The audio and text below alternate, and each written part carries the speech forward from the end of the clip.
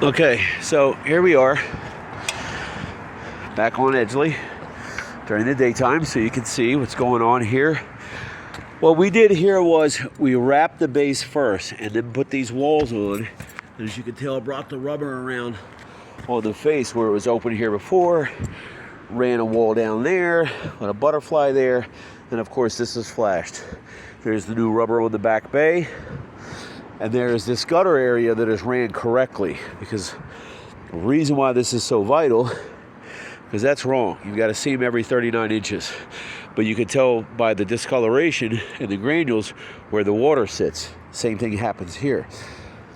So it makes much more sense to run that valley of a full run of rubber. And of course you got the high side walls and these bleeds. These bleeds are everything,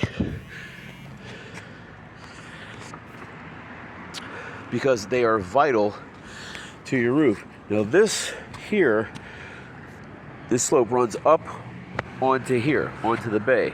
And then I've got a foot of a cap sheet running down over top of there. You can kind of see a lump of where this stops. I'll show you another one over there. But see these bleeds? These bleeds are key elements.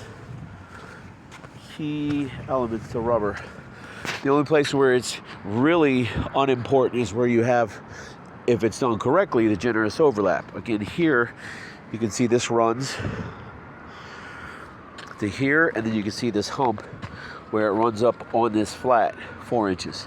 And then of course again we have another, here's 8, here's about a foot, roughly between 8 inches to a foot overlap onto there. This area, instead of having that square there with no bleed, this area we ran a full sheet, ran the sheet high, and then put this small sheet over top of this. You can see that the parting walls are on as well, around the perimeter, all the way up to the front, and then the high side perimeter walls on this side as well. I'm giving you a daytime video. So what we did here, getting ready to come up, but what we did here is went ahead and took off those pipe collars for next door. That's not how rubber roof is supposed to be put down. And what we did here was took those off, cleared the area, put a rubber base sheet down, then wrapped 4 pieces of rubber, the slices in them all the way around. You superheat it, you press it to the base of that, front and back, and then you do side and the side, and then you flash that around the base, and then you flash it around the top of the rubber, and it looks like this, which is a way better performer than that. Of course, did the same thing here, and the same thing here. So here you're not stressed, like over here. This neoprene is going to dry out and it'll split. These are done where they will never split. And the difference is, of course, in the flashing system. A lot of guys think you just throw cement on. You don't just throw cement on.